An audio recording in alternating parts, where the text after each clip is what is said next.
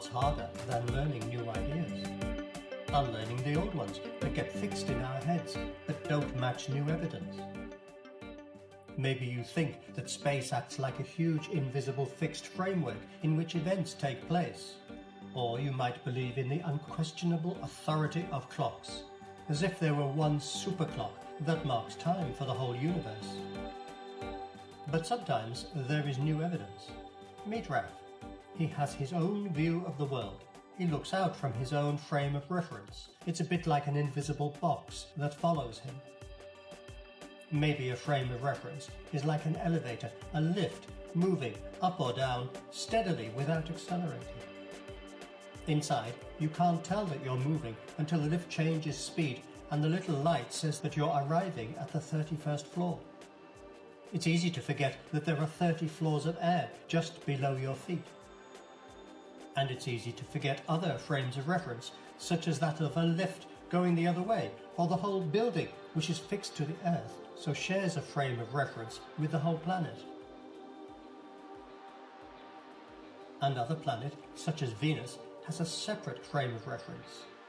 The solar system has a frame that includes Earth, Venus, and all the other lumps of rock and balls of gas in the Sun's garden. A galaxy's frame of reference might include billions of stars. But back to Raph. People standing and watching him are not in his frame of reference. Like the tall building, they share their frame of reference with the Earth. But in Raph's world, those people just whiz past. And this is Jenna. She's on a train, sitting comfortably, pretty much as she would at home. The train carriage provides a frame of reference. If she drops her phone, it falls straight down as it would at home. The people who think they are watching the train go by come in and out of Jenna's frame of reference. For them, the phone doesn't fall straight down. They see horizontal as well as vertical motion. They see the same time as Jenna for the fall of the phone, but different distances. Now, some maths. This is as hard as it gets in this video. Average speed has the same value as distance travelled divided by the time that takes. The observers measure a bigger distance for the fall of the phone, which makes sense because they measure the same time and bigger speed, the speed of the falling phone and the speed of the train. All of this does raise questions about whether some frames of reference are better than others.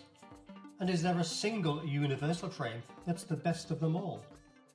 You and I are inclined to think that the solid ground, the Earth itself, a frame that we sometimes call stationary, but isn't, is the ultimate universal frame. But these have a different idea.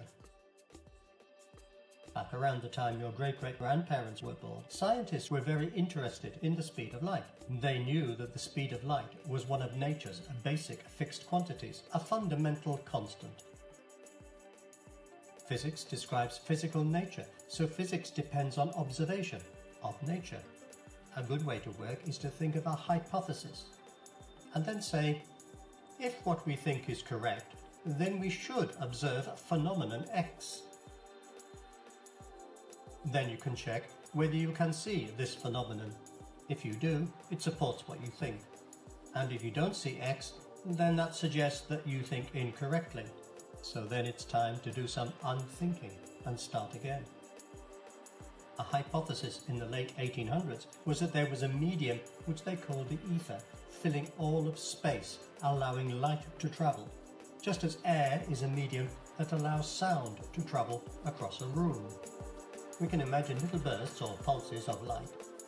This ether, they suggested, provided a fixed framework for the universe, with everything else moving relative to that. So, moving through the ether, we should detect different speeds of light when we move in different directions, just as we can for, say, an asteroid. The speed of light, according to the ether hypothesis, was constant relative to the ether, but not constant when measured by observers moving through the ether. In Ohio, in the USA, two scientists, Michelson and Morley, tried testing the hypothesis by measuring the speed of light in different directions. They developed some clever equipment To look for differences, they needed to move fast themselves and in different directions, as if they were on a giant carousel spinning in space, which fortunately they weren't. But they couldn't find any differences. The motion of the Earth makes no difference to measurements of the speed of light. The experiment showed that the speed of light is the same in all non-accelerating frames of reference.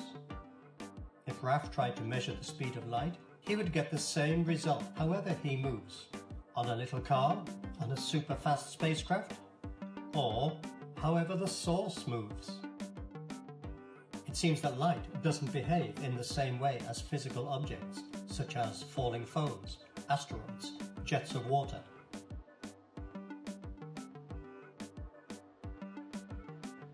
But the speed of light through space is always the same. The Michelson-Morley experiment shows that the speed of light is exactly the same in Jenner's frame as it is in the frame of reference of the observers on the station platform. A phone screen gives out light. How is it possible for the speed of light to be the same for Jenner and the observers if the distance travelled is longer in the observer's frame? If the equation is still correct, then time must also be longer. Which means that time passes at different rates in different frames of reference, depending on their relative motion. Time does not flow at the same rate for everybody. The people watching Raf who think they are stationary make measurements that show that time passes more quickly for them than for Raf. And Raf, who believes that the observers are whizzing by, measures faster time for his own journey than for theirs. There is no way of knowing who is right, because they all make good measurements. They are all right. No frame of reference has a monopoly of correctness. That includes a possible universal frame of reference, so there isn't one. There is no ether. Distances, lengths, too, can have different sizes in different frames of reference, depending on their relative motion. So observation shows that we have to get rid of the old ideas that time is something that passes steadily throughout the universe, and that distance for one set of travellers is the same as distance for another. Time and distance are squashy, stretchy. We don't detect that flexibility in everyday life. It increases as speed gets faster and faster, closer and closer to the speed of light. Raf, Jenner and the observing crowds would need very precise measurement to detect squashes and stretches. Cars and trains don't go fast enough. It was Einstein who was first able to unlearn old ideas and to work out the consequences of the Michelson-Morley observation. He could move beyond common sense ideas, such as a steady flow of time throughout the universe, and realize that it's the speed of light through space in non-accelerating frames of reference that is always the same.